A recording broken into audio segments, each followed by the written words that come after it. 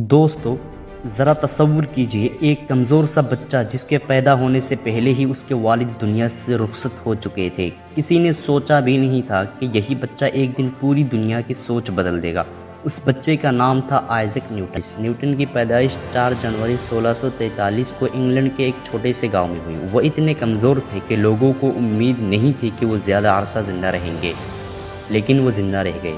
جب وہ صرف 3 سال کے تھے تو ان کی ماتا نے دوسری شادی کر لی اور نیوٹن اپنی دادی کے پاس رہنے لگے۔ اس تنہائی نے انہیں خاموش، سنجیدہ اور سوچنے والا بنا دیا۔ دوسرے بچے کھیلتے تھے مگر نیوٹن کھلونوں کو کھول کر دیکھتے تھے کہ یہ چلتے کیسے ہیں۔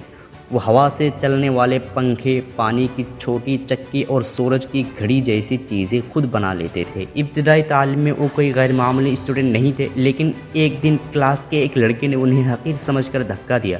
نیوٹن نے لڑائی نہیں کی بلکہ دل میں عہد کیا کہ وہ تعلیم میں سب سے آگے نکلیں گے۔ پھر وہ دن رات محنت کرنے لگے، یہاں تک کہ پوری کلاس میں فرسٹ آنے لگے۔ بعد میں انہوں نے یونیورسٹی آف کیمبرج میں داخلہ لیا۔ ریاضی اور طبیعیات ان کے پسندیدہ مضامین تھے۔ وہ گھنٹوں کتابوں میں ڈوبے رہتے اور نئے سوالات پر غور کرتے۔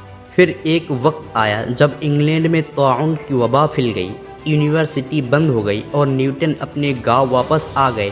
بہت سے لوگ اس وقت کو ضائع کر رہے تھے، لیکن نیوٹن نے اسے اپنی زندگی کا بہترین موقع بنا لیا۔ انہی دنوں میں انہوں نے ایسی تحقیق کی جس نے سائنس کی دنیا کا نقشہ بدل دیا۔ ایک دن وہ باغ میں بیٹھے تھے کہ ایک سیب درخت سے گرا۔ سب نے کبھی نہ کبھی سیب گرتے دیکھا تھا، مگر نیوٹن نے سوال کیا، یہ ہمیشہ نیچے ہی کیوں گرتا ہے؟ یہی سوال انہیں گریویٹی کے قانون تک لے گیا۔ انہوں نے روشنی پر بھی تحقیق کی۔ ایک شیشے کے منشور سے سورج کی روشنی گزار کر ثابت کیا کہ سفید روشنی دراصل 7 رنگوں کا مجموعہ ہے۔ بعد میں انہوں نے حرکت کے 3 قوانین پیش کیے جن پر آج بھی گاڑیاں، ہوائی جہاز، راکٹ اور جدید مشینیں کام کرتی ہیں۔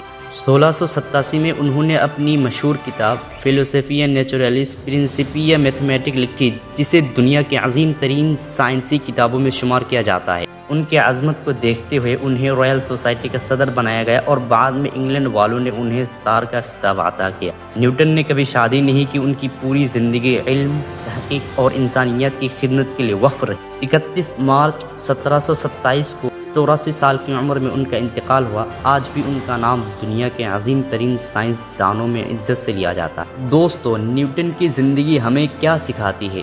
نمبر 1، غربت، یتیمی یا مشکلات انسان کو نہیں روکتی۔ نمبر 2، کامیاب وہی ہوتا ہے جو سوال پر پوچھنے کی ہمت رکھتا ہے۔ نمبر 3، وقت کی قدر اور مسلسل محنت انسان کو تاریخ میں ہمیشہ زندہ رکھتی ہے۔ آج اگر ہم سائنس، انجینئرنگ اور جدید ٹیکنالوجی کی ترقی دیکھتے ہیں تو اس میں نیوٹن کی خدمات کا حصہ ہمیشہ یاد رکھا جائے گا۔